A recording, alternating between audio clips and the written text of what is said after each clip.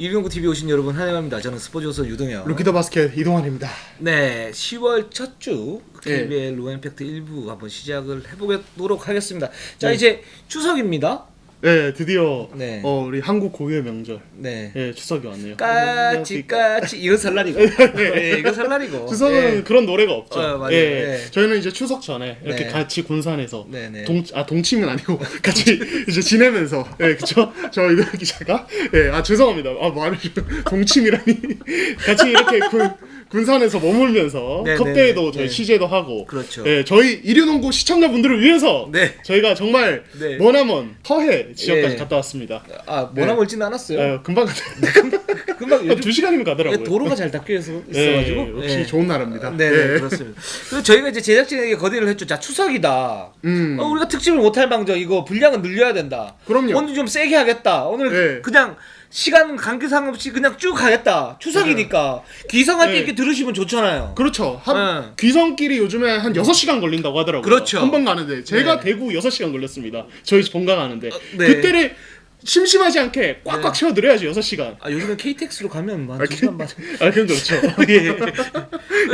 저희가 이렇게 합리적인 이유를 대니까 제작진이 마지못해서 그건 그렇죠. 우리 그래서 오늘은 조직에 뭐 필요 없이 그냥 하겠다.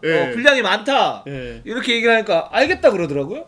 그래서 조식을 넣는 건 뭐죠? 그래도 좀 신경을 써라. 그렇죠. 원하는 대로 하긴 하는데 신경을 써라 이런 의미죠. 니들 마음대로 100%를 안 된다. 그렇죠. 그렇죠. 알겠습니다. 자, 10월 첫 번째 주 KBL 로맨팩트 1부 순서 시작을 해보도록 하겠습니다. 그 KBL 리그컵, KBL 컵이 끝났고 거기에서 나오는 어떤 전력 변화. 그렇죠. 그리고 그게 과연 이제 정규리그 때 어떻게 먹힐 수 있겠는가. 또 각 구단마다 선보인 외국인 선수들의 실제 기량, 정규리그 때 어떻게 나올 것인가. 이런 부분을 중점으로 해가지고 오늘 한번 해보도록 하겠습니다. 자, 우리 댓글 우선 정책에 대해서 댓글부터 소화를 하고 가겠습니다. 자, 홍성민 님이 전랜 몇 경기 봐야겠지만 외국인 선수 생각보다 좋지는 않은 것 같네요.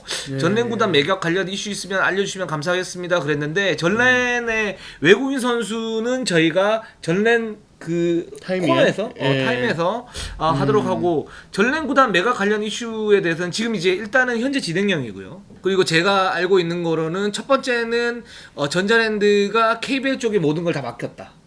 그리고 KBL은 지금 이제 20억 이슈가 있으니까 20억 이슈가 있으니까 전자랜드 매각 관련해서 가장 신속하고 20억 이상이 되는 그런 기업이 나오면 그대로 매각 절차를 갖다 진행하려고 한다. 일단 최대한 신속하게 매각 절차를 진행을 하고, 그래서 10개 구단 체제를 갖다가 계속 안정적으로 유지를 해 나가려고 하는 그런 모습들이 있고요. 그리고 이거는 그냥 이제 정확하진 않은데 제가 알고 있기로는 한 3개, 4개 정도가 있는데 그 중에 뭐 대기업이 한두 개 정도 포함이 돼 있다. 현재 시점에서. 이렇게 말씀드리고 좀 더 육막이 드러나면 그때 저희가 뭐 특집을 하든지 이런 식으로 하도록 하겠습니다. 이류 수첩을 한번 만들어 볼까? 이류 수첩. 생각 중입니다. 좋습니다. 그런 식으로 하도록 하고. 자, 두 번째 에런문님이 딱 봐도 SK 팬이시네요. 에런문님이 원이 좀 아쉽긴 하지만 2주 자가 격리 기간 동안 사발면 한 박스를 먹었다 하더라고요. 그러니까 살이 찌겠죠. 워낙 속구 좋고 스텝 좋아서 잘해주리라 보고 전자랜드전 연장을 가서 다행히 원이가 2kg 정도는 더 빠졌지 않나 싶네요라고 말씀을 하셨는데 실제로 원이가 그 SK 트레이너 분의 어떤 얘기로는 경기마다 1kg씩 빠진다고 그래요, 진짜. 얼마나 뛰어다녔으면. 그래서 리그컵 결승 간 게 얼마나 다행인지 모르겠다. 이렇게 얘기하고, 원희에게는 보약과 같은데. 그래서 그렇게 핵심 선수 다 빠졌는데 길을 쓰고 결승까지 간 거군요. 그렇죠. SK가. 그렇게 됐고 원희 선수에 대한 어떤 정규리그 향방 이런 부분은 또 우리가 SK 타임 때 말씀드리고요. 그 다음에 이호성님이 2020, 2021 올 시즌이죠. 각 팀 예상 순위를 한번 말씀해 주세요라고 했는데, 요거 저희가 다음 주에 특집을 하겠습니다. 시즌 개막 10개 구단 쫙. 그렇죠. 전력 분석을 진짜 현미경으로. 현미경 또 뭐라 그럴 거잖아. 또 식상해요. 좀 신세대다운. 혹시 이동 기자 X 세대입니까? 저는 X 세대죠. 그렇죠. 70년대생. 저는 이제 뭐 아무것도 없거든요. 따라올 테면 따라와봐. 진짜 오랜만에 듣는다. 연적 세대죠. 연적 세대. 예. 요즘 친구는 Z 세대. Z도 아니죠. Z라고 말하면 옛날 사람인데 이것도 예, G 세대. 너도 늙었잖아요. 너도 늙었잖아요. 그렇죠. Z. 예. 아무튼 요 고세대 감각에 맞는 현미경 말고 뭐 렌즈라든지. 예. 그런 나노 분석. 예, 나노 분석. 예, 그런. 아니 렌즈가 뭡니까 렌즈가? 영어 현미경 영어로 하면 렌즈잖아. 아니 현미경보다 더 처지잖아. 렌즈는 80년대 저희 아버지 세대 때 나왔던 거 아닙니까? 그런가요? 야, 이 렌즈가 참 좋다야. 막 이러면서. 부끄럽습니다. 아무튼 그렇습니다. 나노 분석으로 저희가 한번 찾아뵙도록 좋습니다. 하겠습니다. 자, 그리고 준님이 자 삼성 팬이신 것 같은데 정기범 선수 공백이 크다고 하던데 뭐 개인 기록이나 임팩트 이런 거가 별로 없었던 것 같은데. 왜 이런 얘기가 나오는지 한번 얘기를 해달라고 얘기를 하셨는지. 자, 어떻게 보십니까 이 의견? 정기범은 존재감이 별로 없다. 정기범은 존재감이 별로 없다. 근데 존재감이 없는 수준 아니. 근데 저는 사실은 그러니까 청기범에 대해서도 기자들도 다 의견이 다르더라고요. 되게 좋게 평가하는 기자들도 있고 제 주변 얘기를 들어보면은 그냥 그런데라고 평가하는 사람인데 저는 사실 그냥 그런데 쪽에 속해요. 솔직히 말씀드리면 그렇게 아주 높게 평가하지 않는데 다만 이 선수의 어떤 패싱 게임 그리고 드라이브인 이후에 어떤 피벗 동작 이후에 그 특유의 어떤 패싱 이건 사실 분명히 현재 삼성 가드진에 분명히 도움이 될 부분이거든요. 그래서 아마 공백이 느껴진다 이런 이야기를 하지 않나 싶습니다. 맞습니다. 저는 반반. 그러니까 잘할 땐 잘해요. 잘할 땐 기복이 너무 심하고 그 패싱에서 약간 천재적인 어떤 느낌은 있어요. 근데 그게 이제 지속이 안 되는 거죠. 그냥 반천재다. 반천재. 하프 천재. 하프 지니어스. 근데 뭐 그 정도 가지고 사실은 프로에서 완전히 뭐 이렇게 지배력을 가진다 이렇게 얘기는 못 하죠. 굉장히 불안한 포인트가 되죠. 실제로 말하면. 근데 삼성 입장에서는 없으면은 허전한 그런 포인트가 되죠. 그렇죠. 삼성이 필요하죠. 이 선수. 왜냐면 지금 사실 정규리그 가보면 더 뚜렷하게 나타나겠지만 사실 삼성 가드진이 정말 불안하거든요. 지금 상태에서. 그렇죠. 그나마 청기범이라도 있으면 어떻게 좀 메워볼 텐데 뭐 요런 느낌인 것 같아요. 그래서 이제 정기범 선수의 어떤 공백에 대해서 얘기를 하는 것 같습니다. 이따가 저희가 또 삼성 얘기할 때 같이 좀 가드진 문제 짚으면서 또 더 디테일하게 얘기하게 되지 않을까 싶습니다. 정기범 선수는 상무에서 지금 상무 같잖아요, 그죠? 네, 상무 있죠. 상무에서 더욱더 업그레이드를 해서 진짜 하프 천재 아닌 그냥 완전 정말 온천재. 온천재 됐으면 좋겠어요. 화이팅 하십시오. 화이팅입니다. 네. 저희가 뭐 씹는 거 아닙니다. 아닙니다. 저희 응원합니다. 댓글은 요 정도로 아마 하면 될 것 같고 오늘 순서는 저희가 오리온, KGC, 삼성, LG, DB 순으로 일부러 한번 진행을 해보도록 하겠습니다. 일단 저희가 초점을 맞춘 건 두 가지예요. 첫 번째는 외국인 선수의 어떤 그 베일이 지금 드러났는데 이게 실제 전력인지 실제 자신이 가지고 있는 기량인지 올라왔을 때 어떤 정규리그에서 어떤 임팩트를 보일 건지 뭐 이런 부분 얘기를 하고 그다음에 두 번째는 이 조직적인 어떤 측면들이 과연 어느 정도 완성이 됐고 정규리그 때는 어떻게 나올 건지 요 두 부분을 아마 초점을 맞추면 좋을 것 같아요. 좋습니다. 자, 오리온 한번 가보겠습니다. 자, 오리온 리그컵 우승을 했습니다. 저희가 지난주에 그렇게 비판을 가했는데 바로 보란 듯이 우승을 해버렸어요. 정말 부끄럽습니다. 아니 오리온에 저희가 몇 번째 당하는 겁니까? 저희가 첫 사과도 오리온 때문에 했고 시즌 개막 앞두고도 또 오리온 때문에 사과하게 생겼어요. 유도혁 기자. 어떡할까요? 내가 요즘 그래서 과자도 롯데밖에 안 먹어. 오리온 과자는 피한다. 오리온이 맛있기만 하거든요. 그렇죠. 난 초코파이도 안 먹어요 요즘에. 근데 초코파이 다른 데서도 좀 비슷하게 나오잖아요. 다른 저는 그거라도 찾아 먹는데. 오리온을 안 먹는다는 거죠. 오리온 꼬북칩 되게 좋아했는데 안 먹어요? 저는 요즘에 오리온 꼬북칩이 인절미 맛 그게 너무 맛있어가지고 피할 수가 없어요. 안 먹는다니까. 먹을 거예요? 오리온? 아니 그래도 맛있게 먹고 또 나중에 잘 뭐 이렇게 이류농구하고 상극이에요 내가 볼 때는. 상극이라고요? 오리온은 이류농구 입장에서 적이다. 주적이다. 아니, 우리 멘탈이 주적이죠. 우리 멘탈이 주적이죠. 그렇죠. 아니 저희가 뭐 일부러 저희 이런 편에서 이제 좋은 의미로 저희 예상을 늘 빗나가는 팀이라는 의미로 쓴 거니까 그렇죠. 너무 더 불편해지지 마시고 그 정도로 진짜 이번 우승은 저희도 예상 못했습니다. 맞아요. 일단 이 팀이 우승한 이유. 자, 우리 설명기요미. 자, 간단하게 얘기해 주십시오. 저는 개인적으로 디드릭 로슨의 뜻밖의 이타성 그리고 모든 라인 모든 포지션에서의 어떤 신장 우위 이게 핵심이었다고 봅니다. 그렇습니다. 전 제일 크게 두 가지를 얘기하자면은 정확합니다. 저도 그렇게 생각을 해요. 그 두 가지가 핵심이었고 일단 이대성과 이승현 그리고 최진수, 허일영 이 네 선수의 어떤 호흡이 클래스가 달랐다.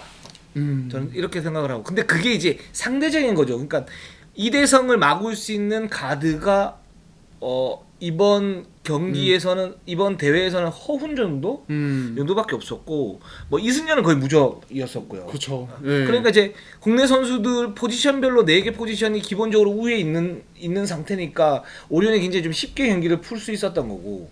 두 번째는 디디 로슨이 기대를 안 했는데 제가 지난 주에 디디 로슨 참 실망스럽다고 했는데 그렇죠. 이 선수가 내외각의 어떤 그 득점 부분에서는 굉장히 좀 센스가 있더라고요. 예, 그리고 슈팅 터치가 굉장히 좋고. 그렇죠. 예, 이런 부분들이 이제 그 1차전 끝나고 2차전부터 이렇게 나오면서 굉장히 좀 많은 힘이 됐고, 그런 부분에서 오리온이 굉장히 경기를 좀 쉽게 할 수 있었는데 좋은 점 뭐냐면 이대성과 뭐 이승현, 최진수 이런 선수들이 정적인 농구를 하지 않았다. 동적인 농구를 했다. 즉 2대1을 걸고 또 반대쪽 사이드의 어떤 찬스를 보고, 그게 여의치 않도 반대쪽 사이드에서 2대1을 걸고, 그러다가 미스매치가 나면 미스매치 공략을 하고, 그러면서 더블팀이 들어오면 밖에 빼주고 밖에서 석점 쏘고, 이런 유기적인 어떤 조직력이 저는 오리온이 굉장히 좋긴 했다. 이런 생각이 듭니다. 그러니까 이대성은 이런 이야기를 하더라고요. 그러니까 모든 포지션에서 일단 신장에 우위가 있으니까 상대 입장에서는 어디서는 미스매치가 발생하고, 그렇기 때문에 그 미스매치를 극복하기 위해서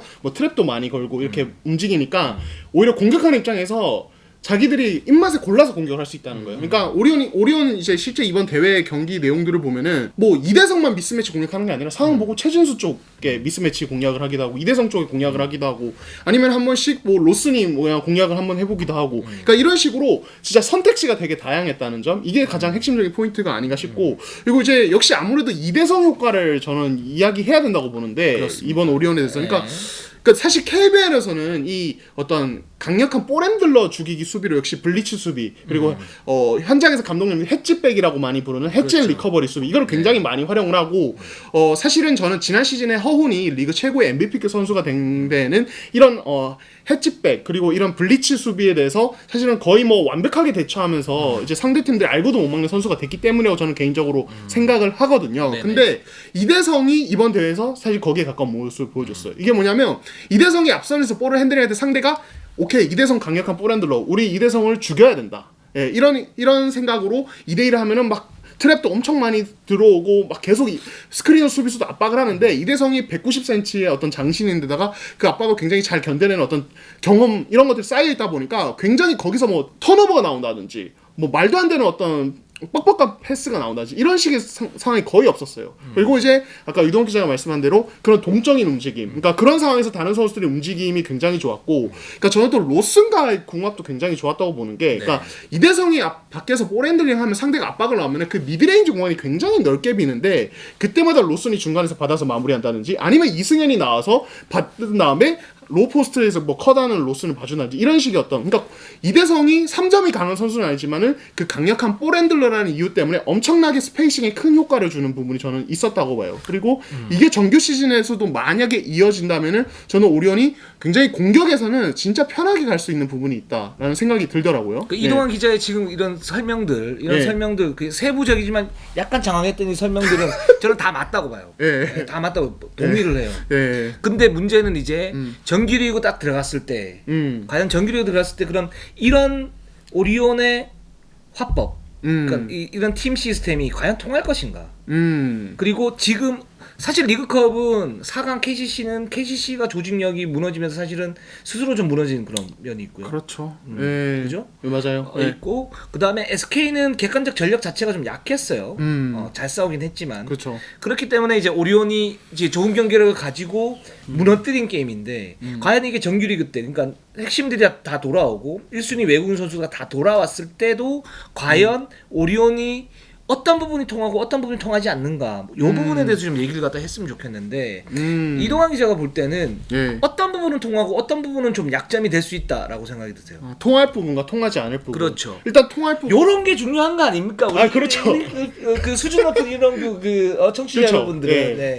일단 한 가지 통할 부분은 저는 거의 소수의 몇 개 구단을 제외하면은 방금 말씀드린 이대성의 그 이대성으로 인한 어떤 스페이싱 효과는 어느 정도 상당히 효과를 많이 볼 거라 생각합니다. 그러니까 이거는 동의합니다. 그러니까 이대성보다 신장이 크다든지 아니면 SK처럼 최준용, 안용준 같은 선수들을 지역 방어의 어떤 최전방에 내세울 수 있는 팀이 아니면은 네. 이 효과는 거의 막아내기 어렵습니다. 맞습니다. 저는 그래요. 그리고 다만 여기엔 조건이 있습니다. 로슨이 있어야 그 스페이싱 효과가 극대화됩니다. 제프리드가 있을 땐 저는 그 효과는 좀 떨어질 것 같아요. 그러니까 그때는 좀 이승현이 많이 와줘야 되고 그 공간 중간에 그 넓은 공간 이승현, 최진수가 많이 와줘야 되고 제프리드는 그 이제 숏코너 혹은 덩커 스팟이라고 부르죠. 그 페인트 좀 바로 옆에 거기에 있다가 이제 마무리를 하는 식으로 올 텐데 요때는 조금 뻑뻑한 느낌이 들 것 같긴 해요. 그래서 저는 이 효과 극대화되는 건 로슨이 있을 때고 통하지 않을 거는 저는 최진수는 조금 더 지켜볼 필요는 있다고 봐요. 이 세트 오펜스 상황에서. 그러니까 저는 사실 이번 대회에서 가장 개인적으로 놀랐던 선수가 최진수이긴 했거든요. 네. 왜냐면 이제 강을준 감독의 뭐 기사도 많이 나갔지만 강을준 감독의 어떤 이제 조언과 어떤 지시를 받아서 인사이드 공략을 굉장히 많이 했고 거기에 그치지 않고 이제 그 페인트 존으로 막 돌파하는 상황에서 반대 사이드에서 어떤 움직임까지 잘 봐주면서 킥아웃 패스도 굉장히 잘해줬어요. 진짜 놀랐어요, 사실은.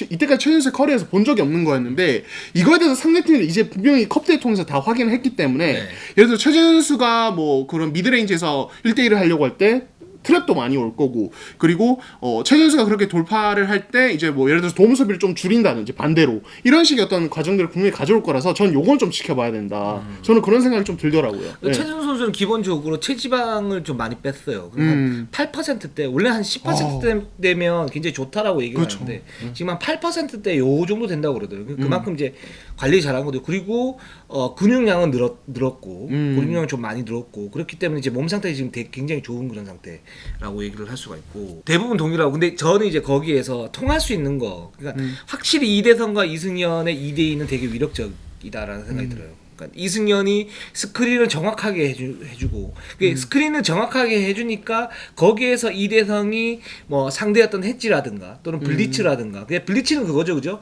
2대2 수비에서 갑자기 스크린 수비수가 튀어나와서 스크린 수비수 그리고 그 드리블러 수비수가 같이 튀어나와서 더블 팀을 쓰는 거죠. 그쵸. 그거 이제 네. 블리츠, 공습 뭐 이렇게 얘기를 하는 건데 그런 수비가 나왔을 때 이승현의 스크린이 워낙 견고하기 때문에 거기에서 이대성이 미스가 없었던 것도 있다. 그러니까 이거는 아마 정규리그 때 통할 수 있다. 즉 이제 저는 이제 걱정이 뭐였었냐면 이대성이 1대1로 돌파를 하거나 그래서 이승현이 어떤 그 스크린이나 이런 부분 관여를 안 하고 밖에 이제 빠지면서 어떤 공격을 했을 때는 이제 분리되는 그런 공격을 할 수가 있는데 리그컵에서 보니까 그런 2대2 공격이 자연스럽게 이루어지면서 반대편 사이드까지 보는 그런 모습들을 보였는데 이거는 제가 볼 땐 정규리그 때 통할 수 있을 것 같다라는 생각이 들고 그리고 디드릭 로슨도 나름 좋다라는 생각이 들고 최진수는 저도 좀 동의를 해요. 그러니까 어떤 부분이냐면 아직 정립이 안 돼 있는 것 같아요. 그러니까 강원준 감독이 지금 백업 빅맨이었기 때문에 최진수를 4번으로 돌리는 그런 과정에서 석점보다는 골밑에 파고들고 뭘 하면 좋을 것 같다 이렇게 얘기를 한 건데 그쵸. 사실 그거보다는 최진수는 석점도 던지고 안으로 파고들기도 하고 그러니까 멀티가 돼야 되는 거죠. 같이 가야 된다. 네. 백업 빅맨이 없이 이제 이승현이 나온다 그러면 최진수가 4번을 봤을 때는 전체적으로 스몰 라인업을 확 돌리면서 오리온이 좀 더 빠르게 농구를 가지고 가는 그런 농구를 하면 좋을 것 같고 거기에서 이제 돌격대장이 최진수가 돼야 되는 그런 상황인데 그런 부분에서 약간의 어떤 조정이 좀 필요할 것 같고 저는 걱정되는 부분이 이제 제프 위드입니다. 제프 위드. 네, 지난주에 이제 이동환 기자가 말했던 것처럼 제프 위드가 사실 공격력이 기본적으로 그때 그렇게 말씀하시지 않았습니까? 골밑슛을 넣을 때 레이업에 대한 어떤 그 메이드가 많이 떨어진다. 그게 이제 밀리면서 들어가니까. 그렇죠. 원래 이제 어떤 볼 컨트롤이나 이런 부분에 대해서 감각이 그렇게 좋은 선수는 아닌데 그래서 제가 그때 이 선수가 할 수 있는 건 엘리웁밖에 없을 거다 뭐 이렇게 말씀을 갖다 드렸는데 디드릭 로슨 같은 경우에는 전체적으로 공격의 어떤 그 흐름을 좌지우지할 수 있는 좋은 그런 이제 흐름을 갖다 보여주고 있는 그런 외국인 선수인데 꼬밋의 어떤 그 수비 약점은 확실히 있어요. 그럴 때 이승현이 들어와서 이제 더블 팀을 서워줘야 되는데 그렇게 됐을 경우에 어떤 시스템에 어떤 문제가 생길 수 있고 결국 이제 제프 위드가 어느 정도의 뭔가를 해줘야 되는데 그게 과연 수비는 괜찮은데 공격에서 될까? 그리고 이대성, 이승현이 만약에 메인이라 그러면 제프 위디가 아마 따로 떨어져 있을 텐데 원래는 제프 위디도 들어오고 이승현도 들어가면서 거기서 2대2를 자유자재로해줘야 되는 거잖아요. 그렇죠. 예. 근데 그 2대2 공격이 하프만 된다? 반만 된다? 제프 위디가 안 되고 이쪽만 된다? 그렇게 되면 오리온의 공격은 약간의 문제가 생길 수 있고 또 그런 부분에서 이대성, 이승현의 2대2의 초점을 맞춘 수비를 하게 되면 이대성의 어떤 고질적인 약점인 그 실책, 클러치 실책이 나올 빈도가 좀 더 높아진다라는 부분.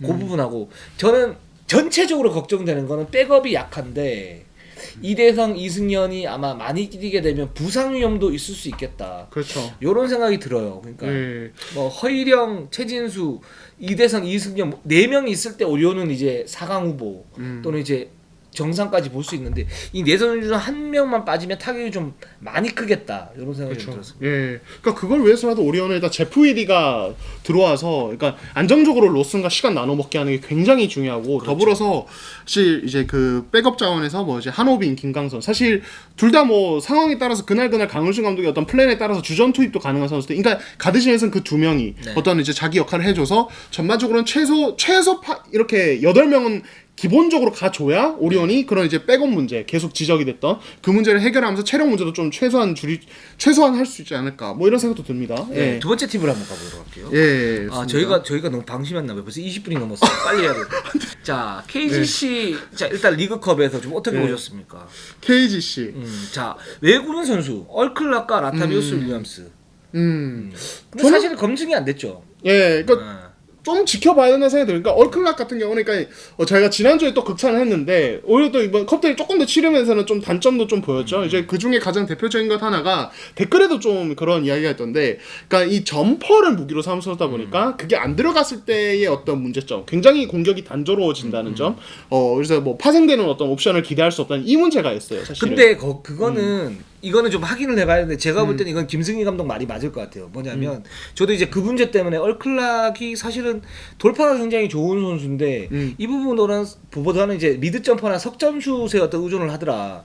김승희 감독 얘기는 그겁니다. 그러니까 라타비우스 윌리엄스는 기본적으로 몸이 굉장히 좋은 상태에서 왔는데 리그 컵을 치르기 전에 살짝 부상이 있어서 컨디션이 아주 안 좋은 그런 상태였다. 그러니까 라타비우스 윌리엄스는 그렇게 걱정을 하지 않는다.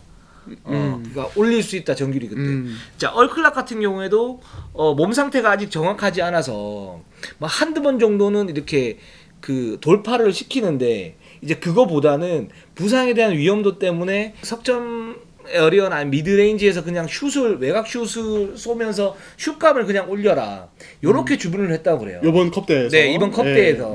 그래서 4강전 때 사실 얼클락이 그렇게 했었던 거고, 근데 제가 하나 봤던 거는 뭐냐면 미네라스를 상대로 왼쪽에서 돌파를 하는데 거기서 엔드원을 하나 얻은 그런 장면이 있었죠. 아, 그쵸. 예. 그걸 보면서 기본적으로 볼 핸들링이나 순간 스피드는 여전히 살아있고 이 선수가 정상 컨디션이 되면 여전히 똑같습니다. 상당히 무서울 수 있겠다. 이런 생각은 들었어요. 그 KGC가 만약에 이제 얼클락이 좀 몸 컨디션 회복해서 돌파가 가능해지면 어떤 공격 옵션이 가능하냐면, 이게 사실 KCC와 연습 경기 제가 취재 갔을 때도 좀 잠깐 나왔던 옵션인데 한 두어 번 정도 그런 걸 시도했는데 약간 장황해질 수 있어요. 지난 시즌 브랜든 브라운을 활용할 때 어떤 식으로 활용했냐면, 브랜든 브라운이 45도나 탑에서 볼 잡고 있고 국내 가드나 포워드가 스크린 걸어주고 2대2 게임 하면서 브라운이 또 파울 잘 얻어내요. 파울 얻어내면서 공격 풀어가는 이런 식의 어떤 공격들이 있었고, 연습 경기에서 실제로 얼클락이 밖에서 공 잡고 있을 때 국내 선수가 국내 간 이재도나 이런 선수들이 스크린 걸어주고 얼클락이 돌파 시도하는 옵션이 있었거든요. 지금 이제 제가 조금 이따 뭐 얘기할 건데 SK도 그렇고 뭐 이제 좀 그런 옵션들이 늘어나고 있어요. 맞아요. 그래서 KGC도 얼클락이 만약에 이제 김승희 감독이 이제 주문한 대로 이번에는 미드레인지만 던졌고 다음에 돌파 옵션도 활용할 수 있게 되면 그런 옵션 활용해서 얼클락이 단순한 점프슛이 아니라 좀 파울 유도라든지 이런 것들 통해서 상대 맥을 끊으면서 득점을 쌓는 이런 식의 어떤 공격도 가능하지 않을까. 네. 그런 부분 좀 희망적이 가능할 것 같아요. 근데 그 부분은 정규리그 때 어떻게 되느냐 한두 게임 정도를 봐야겠지만 그렇게 될 가능성이 저는 지금 현재로서는 좀 높다 이런 생각이 들고, 그러니까 이제 라타비우스 윌리엄스 같은 경우에는 기본적으로 높이가 굉장히 좋은 빅맨이기 때문에 전통적인 어떤 빅맨의 역할을 아마 할 거예요. 물론 이 선수가 이제 실제로 이렇게 보면 파워가 살짝 부족한 그런 면은 있기는 하지만 그런 역할을 하고, 그렇게 되면 거기에서는 이제 그 클래식한 농구가 될 거고 얼클락이 딱 들어왔을 때는 약간 좀 변형을 시키면서 할 수 있는 부분. 그리고 얼클락이 좋았던 거는 뭐냐면 수비에서 확실히 김승희 감독 그때 이제 힘도 좋더라 이렇게 얘기를 했잖아요. 맞아요. 버티는 힘이 있어요. 그러니까 자밀원이하고 자밀원이를 이제 수비를 할 때 그 골 밑에서 그렇게 밀리지 않아요. 밀리지 않고 버티는 힘이 있기 때문에 그렇게 되면 얼클락이 쓸 수 있는 어떤 그런 옵션들이 공소의 옵션들이 굉장히 많아지게 되는 거죠. 그렇죠. 그러니까 가위바위보 게임에서 이길 수 있는 확률이 좀 더 높아진다 이렇게 볼 수가 있을 것 같고. 자 KCC 전체적인 국내 라인업 한번 평가를 해보겠습니다. 저는 좀 근데 걱정이 오세근 선수는 약간 좀 걱정이 되긴 했어요. 이번 컵 때 보면서 좀 컨디션적으로나 요즘 경기력이 예. 그래서 저는 이제 결국에는 그거잖아요. 오세근의 어떤 컨디션이 아직 정상적이지 않다면 좀 재활을 같이 병행하면서 계속 몸을 만들어 가야 된다면 그거는 백업으로 나는 김철욱이 해줘야 되고 저도 이제 지난번 어떤 방송에서 뭐 김철욱에 대한 기대치를 얘기한 게 있는데 막상 사실 컵대에서는 그렇게 인상적이지 않았어요. 그쪽 포지션에서는 KG 자체가 석점이 좀 정확해졌다 뭐 이런 부분 정도 빼놓고 그렇죠. 뭐 이렇게 폭발력을 뭐 보여준다든지 근데 그 부분은 사실 그 상대 팀이 그렇게 이제 두려워하진 않거든요. 그런 옵션은. 그렇죠. 예. 그리고 충분히 국내 빅맨으로도 어느 정도 뭐 김철욱이 어떤 사실 이 선수가 훅슛이 괜찮기 때문에 그런 포스트업 옵션 이런 것들도 어느 정도 그냥 문제없이 막아내는 모습. 이걸 보니까 역시 이 프로 이제 진짜 1군 어떤 레벨의 어떤 수비수들은 이 정도는 막는구나 이런 생각이 들어서 좀 저도 빅맨전에서 생각이 좀 달라지더라고요. 예, 그런 생각이 들었고 결국에는 KGC는 좀 다양한 라인업을 돌려볼 것 같아요. 예를 들어서 포워드가 워낙 많다 보니까 뭐 이제 전성현, 문성훈, 양희종을 같이 세우는 그런 라인업. 사실 양희종은 4번에서 뛰어도 뭐 이때까지 뛴 거 보면 큰 문제는 없었거든요. 문제 없어. 예, 그러니까 예를 들어서 오세근이 조금 이제 출전 시간 조절해줘야 되는데 김철욱이랑 카드가 마땅치 않다. 그러면 사실 지금 김경호는 아직은 로테이션에 들어오기엔 좀 무리고 양희종을 4번으로 조금 더 활용하면서 어떤 게임을 풀어간다든지 이런 식의 어떤 옵션들을 김승희 감독이 선택하실 수 있지 않을까. 그렇게 해서 사실은 얼클락 양희종 뭐 오세근이 들어오겠지만 오세근이 없을 때 뭐 김철욱보다도 양희종 넣고 문성곤 넣고 뭐 전성현이나 이재도 넣고 변준영 넣으면 이 라인업은 엄청 빨라질 수 있겠다. 그렇죠. 스피드는 최고입니다. 예. 그리고 저는 이제 KGC에서 가장 좋았던 건 뭐냐면 이재도와 변준영이 앞선에서 서니까 같이 투가드로 섰을 때 압박감이 장난이 아니었어요. 그렇죠. 근데 이 부분은 정규리그에서 잘 통할 수 있을 것 같아요. 예. 이 두 선수의 어떤 이런 압박감 이런 부분들이 다른 선수로 교체가 됐을 때 그런 부분이 줄어들지는 않잖아요. 그렇죠. 그러니까 전체적으로 KGC는 제가 볼 때는 올 시즌에 우승 적기인 건 맞는 것 같다. 그렇죠. 여기에서 오세근이 4라운드 이후에 몸을 만들어서 자신의 어떤 기량의 한 8-90% 근접을 하게 되면 KGC가 우승할 확률이 굉장히 높아지는 그런 상황이 되는 거고 만약에 근데 이제 오세근 선수가 그동안 2년 동안 계속 이제 공백이 좀 있었었고 그쵸. 이게 오를까 뭐 이런 느낌은 좀 들더라고요. 그러니까 그게 만약에 그냥 그 수준으로 간다 그렇게 됐을 때는 KGC가 어떤 앞선의 힘 그리고 로테이션의 힘으로 버티면서 여기에 얼클락이나 라타비우스가 강력한 어떤 코어를 만들고 그러면서 간다면 최소 4강은 충분히 갈 수 있다. 이런 생각이 들었습니다. 예, 있습니다. 자, 그러면 삼성으로 한번 가보도록 하겠습니다. 저의 사랑 아이자익스.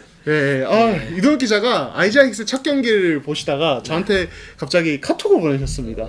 봤지? 아이자익스? 내가 말했지? 제가 마지못해서 네 대단하네요라고 답했습니다. 영혼 하나 없이. 네, 영혼 없었어요. 아이자익스 첫 경기. 가장 큰 팬으로서 어떻게 보셨습니까? 아이자익스 빠로써. 근데 아직 몸 상태가 완전치 않아요 이 선수가. 그러니까 좀 약간 아직은 살이 조금 붙어 있는 느낌이더라고요. 그러니까 막 몸이 뭐 예전에 이제 그 어떤 하이라이트 필름에서 팍팍팍 이렇게 갔다면 지금은 팍팍팍 이렇게 가는 느낌이 있는데 근데 기본적으로 이 선수가 농구를 알고 하는 선수는 맞다라는 거 하나 하고 두 번째로는 확실히 가지고 있는 그 스피드 자체가 좋기는 하다. 근데 여기서 더 나와야 된다. 당연히 더 나와야 되고 그래서 아이자 힉스에 대한 저의 생각은 변함이 없습니다. 여전히 최고급이다. 최고급이다. 최상급이다. 그러니까 어떤 느낌이 있냐면 션롱도 그렇고 아이자 힉스도 그렇고 얼클락도 그렇고 이 선수들이 기본적으로 농구를 알고 하는 느낌이 있어요. 약간 타짜의 어떤 느낌이 있어요. 판을 읽으면서 한다. 네, 그렇죠. 이제 그 판을 읽으면서 하는 거하고 그렇지 않은 거하고는 많은 차이가 있지 않습니까? 리그 적응도 문제라든가 또는 클러치 상황에서의 어떤 그런 그 유연함 이런 부분들이 있는데 이 선수들이 확실히 그런 느낌이 있어요. 전체 이제 어떤 판을 보고 자기가 해야 될 거, 팀 동료를 살려줘야 될 거, 이런 부분에 대해서는 정확하게 알고 있는 것 같다는 생각이 들고. 그런 점에서 저는 뭐 아이자 헥스는 괜찮긴 한데 지금 몸 상태가 관건이긴 하다. 그 두 가지가 문제인데, 첫 번째 몸 상태고, 두 번째는 그러니까 삼성의 그 예선전 경기를 이렇게 보면, KCC하고 두 차례 경기를 이렇게 보면 이 힉스를 효율적으로 이용을 못해요. 그러니까 어떤 느낌이냐면, 이호연은 스크린을 받은 뒤에 자기 공격을 신경을 많이 쓰고 그걸 넣는 건 맞는데 힉스 쪽을 제대로 못 봐요. 김지정 마찬가지고. 그쵸. 예. 그나마 살릴 수 있는 게 저는 그 이동엽이라고 생각을 하는데, 근데 이동엽은 지금 좋지가 않죠. 실책이 많고 이런 부분에서. 그래서 이 아이자 힉스를 살릴 수 있는 가드가 없는 게 어떻게 보면 아이자 힉스한테는 굉장히 좋지는 않겠구나. 불운하다. 이런 생각이 들었어요. 예. 네. 저는 그래서 사실 이경혁 기자랑 이제 경기 보면서 카톡으로 뭐 잠깐 얘기하긴 했지만은, 그러니까 그래서 삼성이 저는 조금 오히려 빅 투 빅이라든지 포워드 투 빅 형식으로 아이자 힉스를 좀 살려주는 쪽으로 가야 된다고 봐요. 예, 그러니까 아무래도 지금 삼성 가드진 어떤 패스 능력이 좀 이제 아이자 힉스가 좀 더 쉬운 상황에서 볼을 받도록 만들게 하지 못하는 부분이 분명히 있다 보니까 오히려 김준일이 하이로 나와서 뭐 이제 하이로 게임을 한다든지 아니면은 뭐 임동섭이나 이런 선수들이 좀 가볍게 짧게 넣어주는, 그러니까 패스 동선을 짧게 가져가는 이런 식의 어떤 공격으로 좀 힉스를 살려줘야 된다고 보고, 그러니까 그런 면이 만약에 살아난다면 사실 삼성 공격진이 훨씬 편해지겠죠. 다만 이게 좀 저는 시간이 필요할 것 같아요. 지금. 예. 차라리 이관희하고 2대1 하는 게 낫고, 김준일이 로에 들어가고 아이자 힉스가 바깥에서 주는 패스 능력도 좋더라고요. 그러니까 그렇게 가는 이제 하이로 게임. 하거나 인동섭하고의 어떤 그 약속된 2대2 플레이, 이런 부분들이 좀 더 효율적이겠다라고 생각이 드는데, 그게 삼성이 이 가드진의 어떤 문제점을 이게 해결을 못하면 아이자 힉스의 어떤 그 효율성 측면에서 문제가 좀 생길 수 있고, 이렇게 되면 삼성의 어떤 전력 자체가 좀 떨어질 수 있겠다, 뭐 이런 생각이 들었었고, 제시 고반 같은 경우에는 이 선수는 사실은 그 만약에 코로나 팬데믹 상황이 아니라면 교체될 가능성이 교체각이다, 이 선수는. 그러니까 이 선수가 좋은 게 뭐냐면, 외곽의 어떤 그 내외곽의 높은데 내외곽의 어떤 그 공격력이 좋다라는 거잖아요. 근데 그때 지적한 것처럼 밖에서가 중심이에요. 근데 그러면 안 되거든요. 그렇죠. 예. 그러니까 외곽에서 띡 던지고 만약에 리바운드 떨어지면 뭐 그 잡는 것도 아니고 그냥 뚝 나와요. 그렇죠. 그렇게 되면 효율성이 없는데, 물론 1차전보다 2차전이 좀 더 낫긴 했었지만, 이제 그런 부분, 그런 그 팀 플레이 스타일 갖다 고치지 못하면 이 선수는 효율성이 저는 많을 것 같지는 않다. 그렇죠. 예. 뭐 공격에서 또 유경 기자 잘 설명해. 저는 수비도 진짜 심각하다고 생각해요. 저는 수비 진짜 심각하다고 생각해요. 뭐냐면, 그러니까 사실은 빅맨들이, 그러니까 기본적으로 림 바로 밑에서 림을 등지고 수비를 하잖아요. 예, 림을 등지고 수비를 하는데, 그러니까 예를 들어 2대1 수비를 한다고 가정합시다. 그러면은 림을 등진 상태에서 볼핸들러의 어떤 움직임 이런 것도 하고, 내가 마크하던 스크리너의 움직임까지 같이 체크를 하면서 만약에 내가 마크하던 스크리너에게 볼이 들어가면은 바로 이제 또 등을 돌려서 수비를 해주고 이렇게 해줘야 되는데, 제가 본 제시 고반은 그 민첩성이 지금 20명의 외국 선수 중에 가장 떨어져요. 그리고 그런 수비 의지도 거의 최하위권이에요. 예, 그러니까 제가 상대 팀이면은 제시 고반이 코트에 있다? 그러면 고반이 있는 쪽으로 2대 게임만 무조건 할 것 같아요. 그러면은 땡큐 그러면서. 예, 정말 고마울 것 같아요. 그 정도로 지금 제시 고반의 어떤 2대2 수비 역량은 너무 떨어져요. 지금 사실 이번 시즌 전체적으로 외국 선수 기량이 상향 평준화됐고 예년에 비해서 좋아졌다고 하는데, 제시 고반이 이때까지 있었던 모든 외국 선수들과 비교해도 2대2 수비 능력이 되게 지금까지 보여준 모습으로 떨어지는 편입니다. 이게 만약에 그냥 몸 상태로 인한 문제라면은 다행이고, 그렇지 않다면 삼성은 수비 때문에라도 제시 고반에 대한 생각을 조금 잘 해봐야 될 것 같다. 근데 지금 이제 외국인 선수 교체하기가 쉽지가 않으니까, 그쵸. 자가격리를 해야 되고, 그리고 풀도 많지가 않고 이러니까, 그러면 좀 고민이 좀 될 것 같다라는 생각이 들고, 이 제시 고반의 어떤 그런 플레이 스타일은 전반적으로 좀 고쳐야 된다. 안 그러면 완전 계륵이 될 수밖에 없다. 이런 생각이 들고. 예, 그리고 하나만 덧붙이자면, 그러니까 제시 고반의 이런 2대2 수비가 문제가 되는 건 뭐냐면, 제가 이번 컵대회 삼성의 경기를 보면서 느낀 것은, 삼성이 이번 시즌 어떤 수비 모토는 트랩과 압박이다. 이거예요. 예, 아까 말씀드린 블리츠, 그리고 해젠 리커버. 이게 사실은 이 삼성의 메인이고, 제시 고반이 아닌 경우에, 스크린의 수비수가 제시 고반이 아닌 경우에는 무조건 트랩을 갑니다, 삼성이. 예, 그리고 레이트 더블 팀도 가요. 이게 뭐 늦은 더블 팀인데, 상대 빅맨이 1대1을 하려고 하면은 스트롱 사이드든 위크 사이드든 가까이 있는 선수가 드리블을 시작할 때 더블팀을 가서 공을 긁어댑니다. 예, 그게 그러니까 3타임에 들어오는 이제 더블팀이죠. 그렇죠. 그 원타임이 언제냐면 이제 공이 패스가 들어왔을 때 바로 들어가는 거. 예.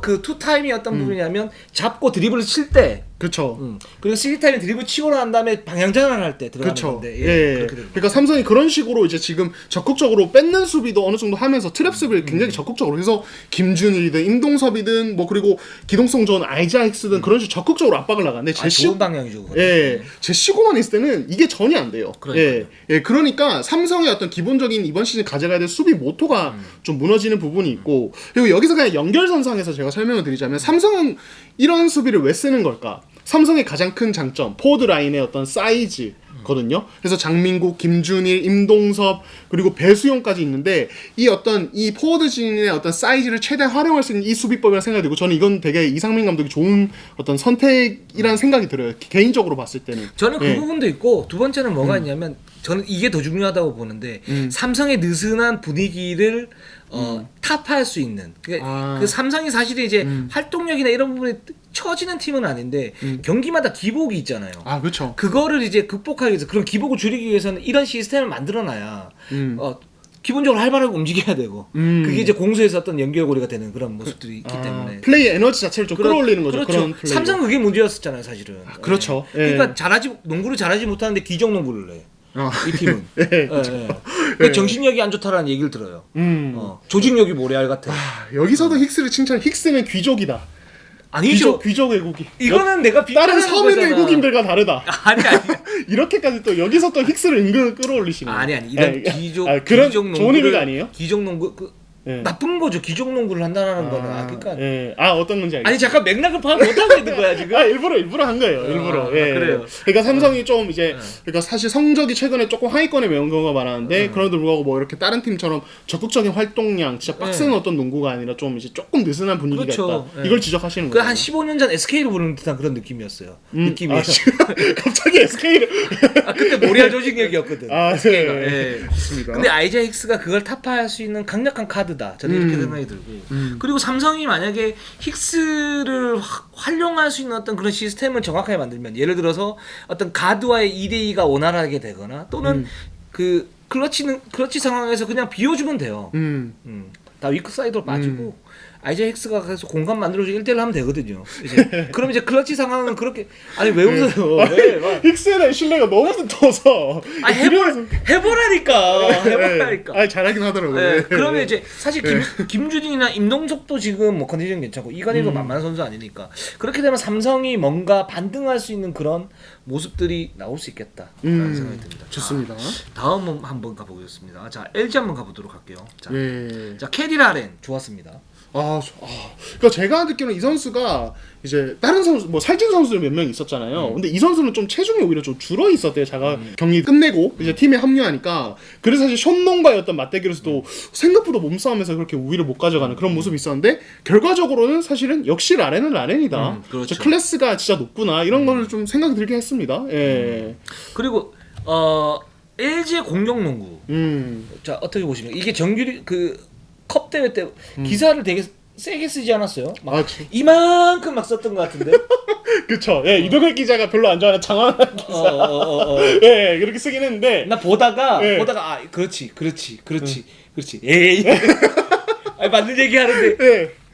근데 더럽게 기네 진짜. 저 최소화한 거예요. 예, 최소화한 거예요. 왜 현농처럼 1탄, 2탄, 3탄 나눠서 하시죠? 그러면 더 욕할 거잖아요. 나 그거를 제가 그 쓰면서 이동혁 기자 얼굴을 몇 번을 떠올리지 정말. 예. 근데 내용 좋더라. 예, 열심히 썼습니다. 예. 근데 이제 그런 이제 LG의 그럼 LG 공격농구 그 장황한 기사를 30초 안에 요약을 해주세요. 30초의 요약. 네. 예, LG의 공격농구 이겁니다. 현대농구의 틀인 페이스 앤 스페이스 이 두 가지를 모두 잡고 있습니다. 저는 굉장히 잘하고 있다고 생각합니다. 예, 일단 이렇게 한 줄. 그리고 나중에 또 얘기할 거잖아요. 그걸 다 얘기하라니까. 어떻게 30초 안에 얘기해요? 왜 30초 안에 왜 얘기 저한테 못해요? 뭔가를 30초 안에 말하는 건 고문이에요. 예? 제가 이렇게 삽니다, 시청자 여러분. 예. 예, 아무튼 그러니까 페이스 앤 스페이스 말씀드렸는데 페이스는 공격 속도죠. 스페이스는 스페이싱, 즉 이제 공간 활용입니다. 이 두 마리 토끼를 일단 LG는 컵대에서는 어느 정도 잡는 모습을 봤어요. 그래서 저는 굉장히 고무적이에요. 그러니까 저는 사실 LG 농구 이제 이때까지 얘기하면서 뭐가 제일 걱정했었냐면 그냥 무작정 빨리 달릴까봐 사실 이걸 걱정했거든요. 근데 그게 아니라 진짜 어떤 공격 농구를 하는 팀다운 어떤 적절한 공간 찬출, 이건 굉장히 어떤 코칭 스태프의 노력이 들어간 거죠. 선수 잘 노력한 거고 그런 부분들이 다 보여서 LG가 물론 이제 몇 가지 한계점이 분명히 있겠지만은 적어도 이 팀이 바랬던 공격 농구에 실패를 해서 이도저도 아닌 상황이 되지는 않겠다, 이런 확신은 들었어요. 저는 이제 베이직하게 이동환 기자의 기사를 저는 두 개를 좀 인상적으로 봤는데, 첫 번째는 스트롱 사이드의 코너를 이용하지 않는다. 그런 얘기도 하셨죠. 그쵸. 기억나죠? 코너 비우는 거. 네, 기억나요. 저도 너무 길게 써서 쓰면서 까먹었거든요. 내가 뭐 썼지? 그러니까 이쪽 사이드에서 2대1을 이렇게 했을 때 나머지 3명이 여기 이렇게 받쳐주는 거예요. 여기 안 있고. 왜 여기 안 있냐면 여기에서 2대1을 할 때 걸리적거릴까 봐. 그렇죠. 쉽게 말하면 걸리적거릴까 봐. 그래서 그 2대1을 그 최대한 효율성을 갖다 높여주는 그런 방식을 택하는 거죠. 근데 그 부분은 기본적으로 굉장히 잘했다. 그러니까 김시래의 2대2는 리그 최상급이고, 그쵸. 라렌도 충분히 거기에서 활용할 수 있고, 리온 윌리엄스도 마찬가지다. 그렇기 때문에 이런 2대2 공격이 LG의 어떤 코어 공격 루트가 되는 거는 당연히 그래야 되고, 이 부분 설정이 굉장히 잘했고, 거기에서 파생되는 부분을 나머지 이쪽 하나 둘 셋 여기에서 석점 쏘는 거, 두려움없이 쏘는 거는 이거는 정석적이지만 굉장히 위력적일 수 있다. 그렇죠. 라는 부분하고, 두 번째는 이동안 제가 얘기했던 게 뭐냐면 2대2 공격을 할 때 이쪽 사이드에서 그냥 가만히 있는 게 아니고 그 어웨이 스크린, 그 플레어 스크린이라고 그러죠. 플레어 스크린을 걸면서 이 슈터가 이동을 해서 여기서 뭔가 찬스를 만든다. 그래서 2대2 스크린을 했을 때 동시에 플레어 스크린을 해서 여기서 찬스를 만들어내고 이쪽 공격을 보든지 이쪽을 주든지 이런 옵션을 만들어낸다는 거잖아요. 그게 사실은 기본적인 거긴 한데 갖추기가 사실은 쉽지가 않은데 그거를 조성훈 감독이 잘 만들어내고 있다. 그렇죠. 그런 점들, 그런 부분들이 골격이 돼서 이런 스페이싱을 바탕으로 한 농구가 잘 되고, 단지 뛰는 것만 되는 줄 알았는데 이런 스페이싱까지 가미하게 되면 LG의 공격 농구는 현실성이 있을 수 있다. 그렇죠. 이렇게 말씀하시고 싶은 거잖아요. 그렇죠. 네. 그렇죠. 역시. 근데 30초 넘었어요. 미안합니다. 미안합니다. 미안합니다. 정말 간략하게 정리를 잘 해주셨고, 그런 면에서 그러니까 사실 이때까지 지난 한 3년 동안 LG 농구는 사실은 어떤 빅맨들의 하이로 게임에 대한 의존도 되게 높았어요. 그렇기 때문에 사실은 포아웃 또 잘 없었어요. 사실은 3명이 밖에 있고 2명이 뭐 인사이드에서 하이로도 되게 많이, 거기서 파생되는 걸 되게 많이 노렸었고, 사실 그래서 공격이 좀 깝깝한 느낌이 있었어요. 이게 사실 틀렸다고 말하는 게 아니라 이거는 팀 성향에 따라서 맞는 팀이 분명히 있어요. 전 틀렸다고 봐요. 뭐 요즘 농구에는 근데 그걸 잘하는 팀들은 되게 잘 써먹는데 아니요, 틀렸다고 봐요. 알겠습니다. 난 똥꼬집이야. 틀렸다고 봐. 알겠습니다. 그럼 그 부분은 또 조금 이따 덧붙이시고. 그러니까 근데 LG가 그걸 아무튼 포기하고 잘 안 됐으니까 그걸 고치고 이번 이제 컵대에서는 최소 4아웃 혹은 5아웃 형태로 페인트 존을 완전히 비우면서 그 뒷공간을 뭐 첫 경기에서 그런 거 나죠. 김실의 그 기습적인 커딩이라든지 조성민의 커딩 득점, 이게 굉장히 사실은 인상 깊은 장면인데, 이것도 페인트 존을 적절하게 비우는 5아웃 형태의 어떤 스페이싱이 제대로 되기 때문에 나오는 것들이거든요. 그러니까 이런 것들을 보면은 LG가 진짜 코칭 스태프나 선수들이나 스스로의 어떤 공격에 대한 어떤 이해도가 굉장히 높다. 그러니까 굉장히 잘하고 있다라고 저는 칭찬을 많이 하고 싶은 거죠. 맞는 얘기예요. 그러니까 뭐냐면 그러니까 왜 제가 틀렸다라고 말씀을 드리냐면, 하이로 게임 중심의 그 농구. 네, 그렇죠. 이제 좀 클래식한 농구. 이런 농구가. 그러니까 왜 틀렸다고 그래요? 그런 농구는 KBL에서는 지금 NBA에서는 거의 사장이 됐잖아요. 그쵸? 물론 이제 아주 특수한 상황에서만 하는 거죠. 특수한 상황에서만. 저는 한 시즌 돌이켜 보면은 거의 보기 힘들어요. 이제 솔직히 말씀드리면 NBA에서는. 그러면 예를 들어서 이제 그 골든 스테이트의 어떤 객관적 전력이 굉장히 좋은데 클리블랜드가 거기에 대해서 대응하기 위해서 속도적으로 대응하는 게 아니고 철저하게 미스매치를 이용을 해가지고 뭔가 이제 그걸 만들어내면서 어떤 객관적 전력의 열세를 갖다 많이 한다거나 뭐 이런 이제 클래식한 농구로 가는 부분들. 근데 그건 어쩔 수 없는 거죠. 왜냐면 속도전을 붙으면 지니까. 그렇죠. 그런 건데, 그러니까 KBL에서는 그런 농구를 하려면 하면 기본적으로 멤버가 좋아야 된다. 멤버가 좋아야 된다. 멤버가 안 돼 있어가지고 멤버가 좋아야 된다. 뭐 이런 얘기를 하잖아요.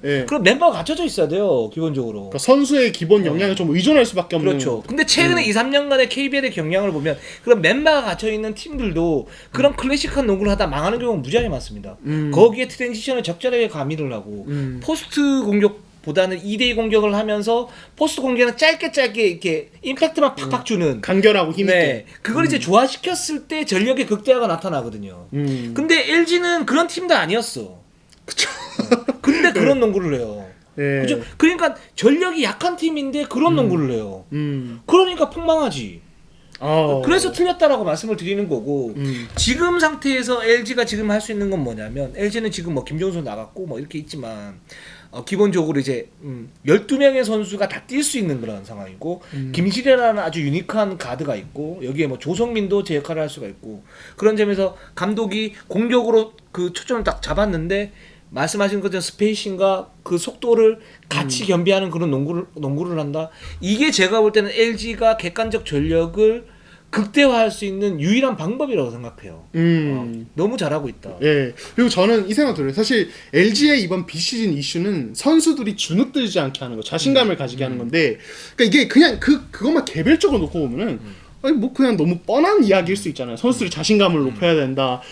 주저하지 말고 슛을 쏴야 된다. 근데 사실은 저는 지금 생각해 보면은 LG의 그 농구 스타일과 굉장히 맥을 같이 한다는 생각이 들어요. 그러니까 LG가 이런 농구를 구사하려고 하는데 예를 들어서 벤치의 눈치를 봐야 된다든지 슛을 던지는데 주저하면은 이거는 완전히 망하는 거거든요. 그렇죠. 예. 그런 자신감 문제인데 그런 자신감이 사실은 데이터로 보면 야투율에 4~5% 영향을 미치고 그렇죠. 그 4~5%가 8에서 10점입니다. 그렇죠. 예. 그러니까 결국 LG의 어떤 이런 선택, 선수들이 굉장히 격려도 많이 해주고 하고 싶은 대로 하라고 자유롭게 하라고 하고 이런 부분들은 LG가 이런 굉장히 빠른 템포의 어떤 공격 농구를 구사하기 위한 어떤 마인드 어떤 세팅 과정이었을 수도 있다. 그런 생각이 들어요. 그래서 이제 LG 코칭 스태프는 그런 부분도 팀 콘셉트에 맞게 준비를 하셨구나라는 생각이 들고 그리고 저는 다만 이제 LG가 앞으로 그러면 좀 필요한 것들은 뭔가 그렇죠. 정규리그에서 그게 잘 될 건가 이 부분 예, 이런 부분인데 저는 이제 한 가지를 일단은 꼽고 싶어요. 이게 뭐냐면 LG가 특히 현대모비스전에서 극적인 역전수 걸을 때 서민수를 4번으로 쓰는 라인업이 되게 효과를 봤어요. 제가 아까 말씀드린 뭐 코너 비운 오펜스 이런 것들도 다 서민수가 4번으로 나오면서 3명이 다 3점 라인 밖에 위크사이드에서 설 수 있기 때문에 가능했던 거거든요. 예, 그러니까 예를 들어서 한 명만 그냥 뭐 이제 예를 들어 제프이디처럼 아까 그 숏코너에 박혀 있어야 되면은 그게 사실 효과가 조금 급감해요. 예.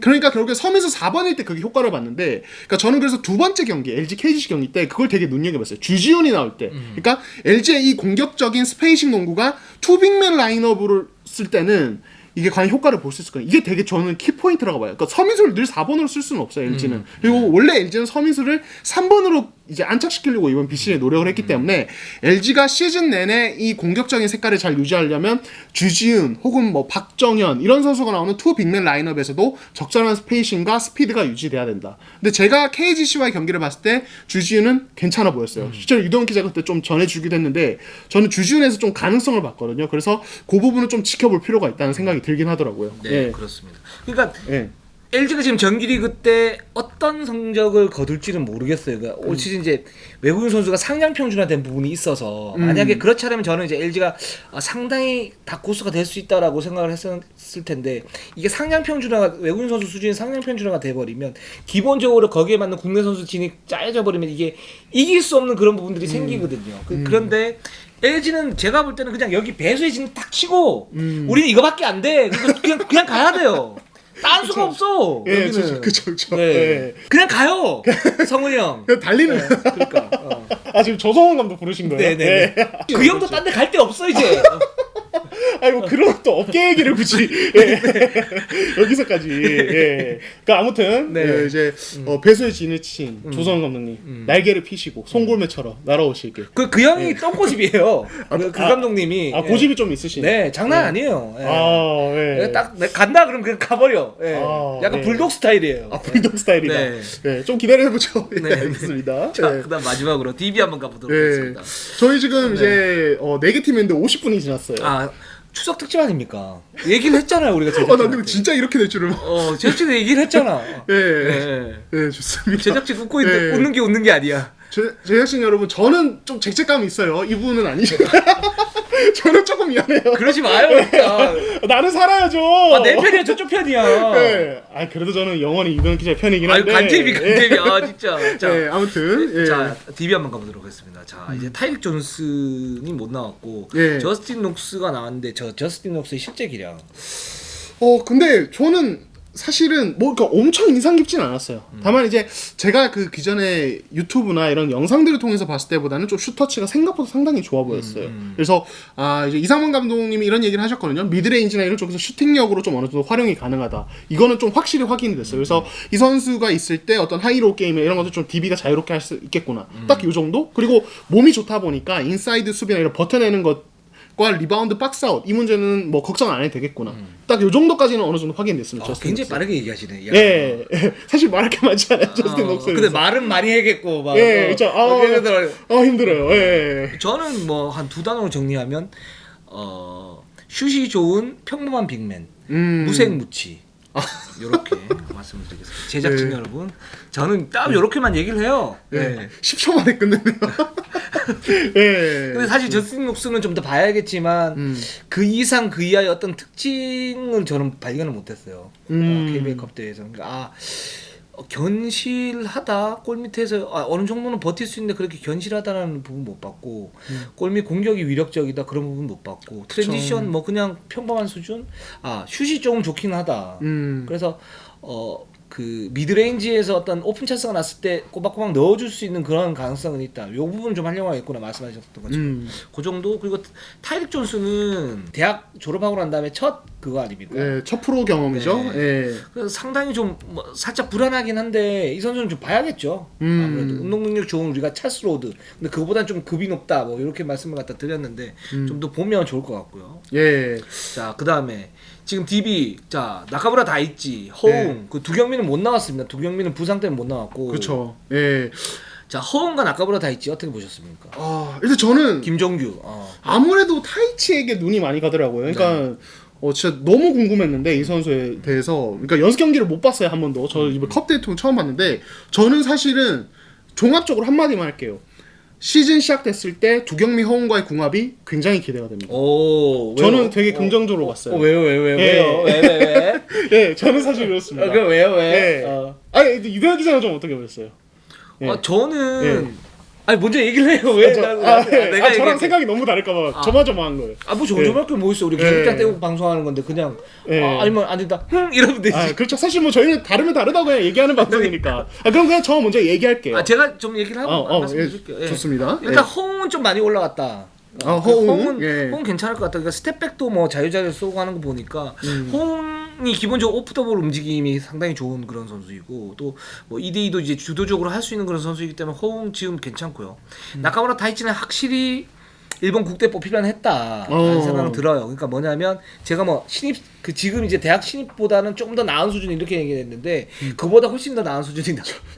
저는 이 선수가 그냥 한국 국적인 사람으로 드래프트 나왔으면 저는 거의 탑 3 안에 들어갈 것 같아요. 1순위예요. 1순. 예, 그렇죠. 지금 레벨 요즘 거 보면은. 예. 그러니까 이 선수 근데 저는 이제 그런 생각은 들었어요. 슛이 좋다고 그러는데 기본적으로 이제 셀렉션은 살짝 좀 불안했고요. 그리고 2대2 공격을 할 때 이제 지금 헷갈리는 게 뭐냐면 그때 당시에 일본에서 뛸 때는 그때 데이비드 사이먼한테 그냥 주는 역할만 했는데 지금은 이제 아마 이상범 감독이 2대2를 주도적으로 해라. 이런 얘기를 하니까 그러면 언제 주도적으로 하고 언제 줘야 되고 이런 부분에서 좀 헷갈릴 것 같은데 그 부분은 좀 개선이 될 것 같고. 근데 이제 슛이 좋다고 그랬는데 슛이 그러니까 석점은 나름 괜찮은데 미드 점퍼가 저는 이제 살짝 불안한 면은 있었거든요. 그게 이제 쭉 미끄러져 나와서 뭐 양동근만큼은 안 되겠지만 그래도 어느 정도 이게 이렇게 하면 이건 내가 넣는 거야 그러면서 딱 들어간 밸런스가 잡혀 있는 올라가는 게 있는데 그 부분은 좀 약하다라는 생각이 들었었고. 근데 생각보다 패싱 센스가 상당히 좋다. 그렇죠. 이런 생각이 들었어요. 그러니까 저는 2대2 게임을 할 때 이 드리블러의 어떤 장단점 다 달라요. 근데 이 타이치에게서 굉장히 긍정적인 부분 본 게 뭐냐면, 그러니까 저 이제 굉장히 화제가 많이 됐던 발언이 있죠. 이상문 감독님이 타이치가 한국 농구에 쓴맛을 봐요. 저는 사실 이거에 대해서 2대1 게임의 차이에 대해서 한국 농구의 그 특유의 압박, 거친 어떤 압박 이런 것들에 적응을 해야 되고 또 당할 수 있다 한국에서 잘해야 돼 이렇게 얘기를 하셨던 걸로 저는 이해를 했어요. 네, 근데 이번에 타이치의 플레이들을 보고 어떤 생각이냐면 감독님이 타이치가 그거 잘하는 거 알면서 일부러 좀 세게 하셨구나. 저는 사실 그런 생각이 들었어요. 이게 뭐냐면 그러니까 이 선수가 2대1 할 때 가장 큰 장점 제가 본 장면에서 가장 큰 장점은 뭐냐면 그러니까 상대가 압박을 해와도 고개를 들고 가슴을 펴면서 그렇지. 코트 전체를 관망할 수 있는 그런 여유와 안정적인 포핸드를 가지고 있어요. 예. 많은 가드들이 국내 가드 중에 상당수의 가드들이 상대가 이제 2대1 게임 우리가 2대1 게임 하는데 상대가 압박을 하면은 고개를 내리면서 억지로 그걸 벗어나려고 그냥 땅을 보게 되거나 속된 말로 그런 얘기를 하죠. 예. 대가리 쳐박고 그렇죠. 예, 맞아요. 예. 제가 말하는 그거예요. 그렇게 되면서 동료들 움직임을 전혀 네, 못 그렇죠. 보게 되거나 아니면은 밸런스를 위해서 뒤뚱뒤뚱 거리면서 턴오버에 가까운 상황을 만들어내는데 타이치는 적어도 제가 본 경기들에서는 그런 장면은 전혀 없었습니다. 오히려 그런 상황에서 버텨내면서 패스를 뿌려주고 심지어 그 어떤 그 드리블링을 이어가서 뭐 골밑으로 들어가서 그냥 코너로 킥아웃을 해버리는 이런 상황들이 벌어지더라고요. 그러니까 이게 실제 이제 정규 시즌이 됐을 때 어떤 장면으로 이어질 가능성이 있냐면 타이치가 볼핸들링을 할 때 허웅이나 두경민이 45도에서 코너에서 45도로 슬라이드하면서 이동하면서 타이치의 어떤 킥아웃 패스를 받아서 그냥 간결하게 득점을 올릴 수 있는 이런 생산성을 보여줄 수 있다. 그러니까 지금 사실 타이치를 3번을 한 번씩 쓸 수 있단 말이에요. 허웅, 두경민, 타이치를 쓸 수 있는데 타이치가 핸들을 할 때 허웅, 두경민이 쌍포로 그냥 양쪽에서 3점을 그냥 꽂을 수 있는 그런 가능성이 저는 보였어요. 그래서 굉장히 기대된다. 예. 잘한다. 예, 맞습니다. 예, 저 너무 극찬한 감도 있는데 이거는 되게 큰 장점이라고 생각해요. 저는. 맞아요. 그래서 예. 그 신인 가드들하고 이제 클래스가 다르다는 점이 이 점이거든요. 기본적인 여유가 있고 압박에서 벗어날 수 없는 어떤 기본적인 기본기 이런 부분들이 생각보다 훨씬 좋다. 그렇죠. 이 부분하고 그리고 거기에 따른 이제 패션 센스가 좋은데 그렇게 되면 제가 지난주에 뭐라고 말씀드리면 허웅이나 두경민 또는 타이치가 더블 가드로 섰을 때 나카무라 타이치가 2대2 공격을 할 수 있는 어떤 그런 능력이 있다면 잘 어우러지면서 정말 더블 가드가 굉장히 위력적이 될 수가 있는데 예. 그렇지 않고 타이치가 거기 2대 공격을 제대로 못하면 그냥 보조적인 어떤 그 가드로 멈출 수 있고 3&D 요원을 멈출 수 있다고 그러는데 그렇게 되면 타이치의 위력이 떨어질 것이다 얘기를 했는데 그렇죠. 지금 리그컵 때 컵대에서는 이동환이 좀 안 한 것처럼 그런 어떤 보조적인 것뿐만 아니고 같이 동등하게 2대1을 할 수 있는 그런 능력을 보여줬다. 예. 네, 이렇게 말씀드리고 드릴 수 있을 것 그리고 한 가지 꼭 말씀하고 싶은 그리고 그 상대가 SK와 전자랜드였다는 그렇죠. 점. 굉장히 압박력이 좋은 팀이었다는 점. 그래서 의미가 더 크다고 봅니다. 네, 그렇습니다. 자, 저희가 거의 1시간 가까이 했습니다. 그래서 제작진 지금 반포기 상태고요. 그러나 저희는 추석 특집 까치 설날날이고요. 추석 특집 하고 있기 때문에 저희가 그 정도 한다라고 말씀을 갖다 드렸어요. 예, 네. 미안해요. 예. 미안할 거 없어요. 왜 우리가 미안해요. 예. 네. 편집은 지들이 하는 거지. 예. 아 그렇죠. 네. 아, 뻔뻔해질게요 저도. 네, 예. 알겠습니다. 예. 저희 방송은 여기까지 하겠습니다. 뭐 기성끼리 이렇게 들으면 참 좋을 것 같아요. 제가 예. 예, 1시간은 금방 가지 않을까 생각이 들어요. 예, 좋습니다. 예, 저희 방송은 여기까지. 저희는 항상 최선을 다하겠습니다. 자, 추석 잘 보내시고 갈 때나 올 때나 항상 조심하시고 저희도 추석 잘 보내고 다음 주에 찾아뵙겠습니다. 자, 네이버 유튜브 구독 좋아요 알람 감사합니다. 감사합니다.